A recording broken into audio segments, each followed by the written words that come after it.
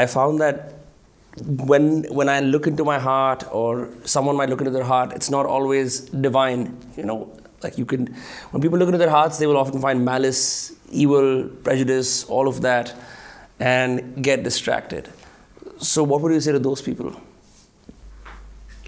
Well, collect the best thing that has happened to you in your life, love, for example.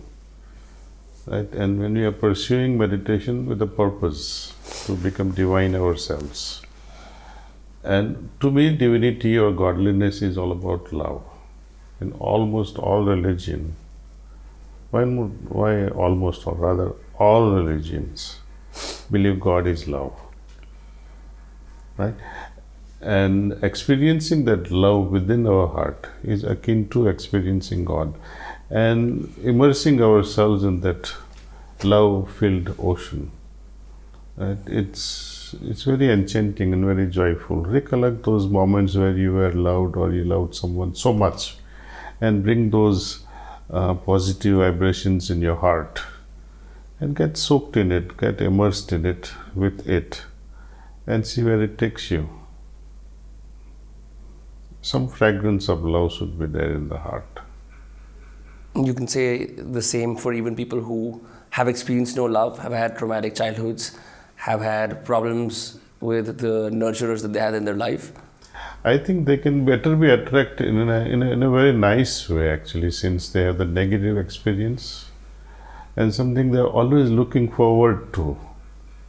Because one who is given a good feeding of love, they don't miss it so much. It's there. At least the person who has gone through trauma will have the inkling, the sensation, the awareness of what is absent. So something they can look forward to. Hungry man is not unaware of bread. Traumatic man is not unaware of love. At least he can dream of love in meditation. And that can take us somewhere. Yeah. So your book, The Wisdom Bridge, which came out recently, as someone who's not a parent, I had a difficult time understanding some of the things that were written for a parent. But I figured, I would instead look at my childhood and compare that to your childhood. You mentioned you grew up like in a village in Gujarat where you were able to run free, you had all the freedom in the world, and you were raised by essentially an entire village, which is like a more tribal kind of upbringing, different than the kind of upbringing that people have now in nuclear families, where either they're raised by their parents or by their maids or by whoever's available. Sorry? The surroundings. The surroundings, right? And one of the lines that really struck out to me was you said, back then it was not important to make children feel special, but to make them feel secure, right? And if you read any of the articles today, if you read about the helicopter parenting in China, or you read about how in certain famous schools in India, parents have access to CCTV footage of their kids so that they can, quote unquote, see what they're doing at all times. It's very, very different from the kind of world that you grew up in. Why do you think making children feel special is a problem? It's not so much about not making them feel special. I think making them feel special often drains parents. Your energies are invested in a wrong track. You are investing your funds, your limited resources into things which you should not be really bothered about. So if you don't have a trust in a school, why let your child be going to visiting that school at all? If you don't have trust, how are you inculcating trust in your child? So I saw you doing this, I saw you were playing this, I saw you were crying, baby, what was wrong with you today? Watching, and imagine what happens to the child later on. Papa is watching, Papa is watching, Papa is watching. Everybody is watching me. They can't express themselves freely. And anytime you are not able to express yourself freely, you feel bound, and your inner creativity will be lost. Yeah. Because it is through mistakes we learn many things. And you begin rebelling in strange ways. You become passive aggressive to the people who care for you, and you try to find ways to get out. Yeah. But how do you think parents can strike that balance? Because it's not the same. It's not the same. Many people, they do keep a camera inside the house, right? Oh, this is my babysitter taking care of my baby properly. There's plus and minus to it. At that age, you do require it, because you don't know whom you are entrusting your child with. In the school, it's a different story. There are many, many children playing around, many teachers looking after them.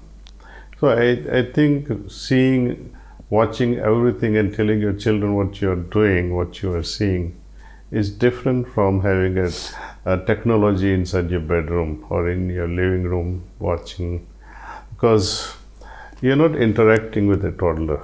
You're not speaking to a 2 months old.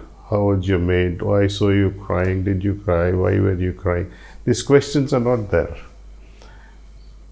In fact, you are taking action directly in a reciprocal way with the attendee or the caretaker. Such is not the case in the school.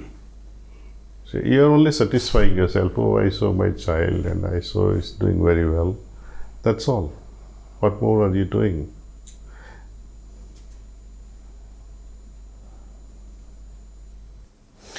I want to take a slightly different tangent from the book, because there is context that needs to be set. I saw you for the first time last night, and I'm seeing you again today. I was briefly introduced to heartfulness through my friend Aman, who's in the room. And I was reading a story, and your father was roughly a Vedic doctor, administered medicines of various kinds, and I saw some of the things you spoke to the villagers from Madhya Pradesh today. If I were to even hazard a guess, what led us here? What led you to essentially build all of this wonderful, this semi-big city, and find yourself in India teaching meditation? Did you always feel like you were destined for this life? No, not at all. Not even in 2010 or 9, no, not at all. But I did have some inkling sometime when I was 25, 26, for a brief period, that I am here to create a spiritual legacy. That sense was there. But then later on, after graduation and marriage, etc., that sense was gone. That inkling that I'm here to create a spiritual empire was totally gone, forgotten. It's like beaten up by the circumstances. Worldly responsibilities. Yeah. And nevertheless, I carried on with my individual spiritual practice during college, and then after pharmacy college, went abroad, worked, raised a family, and also, like many trainers in Sahaj marg or heartfulness way of system, served whoever came home for meditation sessions. This was in New York? This was in New York. And what part of New York did you stay in? Well, first I was in New Jersey in Weehawken, then later on in Brooklyn, then I moved and settled permanently in Staten Island, bought a house there, and I used to commute between Staten Island and New York City for business. Yeah. There was a spiritual flavor to my entire life, but the idea that to create empire was never present after those initial days of my practice. Then it got somehow subsided. And my master himself was announcing that I'll be the successor. It created goosebumps, and I started crying from within. This is it. And that changed the life altogether, not in the inner life, but externally. the responsibility of running such an international organization spread over 165 countries, following each country's rules, which are so different. For example, the spiritual societies in India versus spiritual societies in United Arab Emirates versus Saudi Arabia versus Iran versus Jerusalem versus Switzerland, US. It's all so different. And it does take away your time, right, and your attention also. Our main work is spiritual through transmission. For example, if someone would like to practice the system, they can practice remotely also. They don't have to go to Guru's place or preceptor's place. You can meditate in the comfort of your own home. And that's what I like about the whole system, that you are yourself at the same time. Whenever you like to have the company of like-minded individuals with whom you can meditate comfortably is also, it's developing. But to answer you, no, I don't even know what will happen tomorrow. So it's difficult to say, did I plan for this 10 years back? No, not even 1 year back. When your spiritual responsibilities increased, when you were quote-unquote named the successor of the Heartfulness Way, did it come at cross purposes with your business acumen, with your businesses, with the desire to make money, buy property, expand your business? Well, that didn't come in my way. Somehow in 2003, right, I had this feeling, okay, now it's enough. Whatever business I'm doing henceforth is for joy, for fun, it became pressureless thing. It was an autopilot kind of a thing. Family life has always been successful. God has been very gracious, even in the business world. Very little effort and much more has been received. So as far as material life is concerned, because of the spiritual effect into it, I had no tension whatsoever in the business world. In fact, in spirituality also, I never bothered worry. I practiced what was prescribed and I followed it like a clock. And I never felt any deficiency of anything in life, be it money or be it a spiritual state. People crave for. The biggest thing people crave for is peace and contentment. I had it just like that. It was, it's not something that you try. It just happens to you as a result of your practice. But then how does the meditation practice work in sync with someone who still has a lot of ambitions and desires? Because I find that other practices, for example, the most serious practitioners often ask people who are earlier on the way to let go of certain things and almost demand a degree of asceticism or a degree of letting go. In fact, even now, I've done the Vipassana technique briefly about 3 years ago, and I meditate as and when I can. Even now, it's almost like meditating will let me let go of some things that I don't want to let go of, or doing that will make me still where I should be running and making things happen. The Guru's responsibility is to create a state in Shishya in such a way that his life becomes easier. If you have to fly, for example, you don't need to instruct, drop your car, it just happens. In order to move into a higher level of consciousness, do you drop lower level of consciousness? No, you are simply attracted towards the higher. Lower automatically drops off. So the true spiritual maturity as it develops, less matured, it's like a tree shedding the bark or shedding the leaves and bringing new leaves. Exactly something like that happens with the spiritual growth. Unnecessary thing drops off on their own. Then you later on realize, oh, it's gone. Who's a spiritual speaker or a philosopher that you grew up admiring? Vivekananda. Vivekananda? Why him, say, over someone else? He was bold and courageous, Yeah. very practical.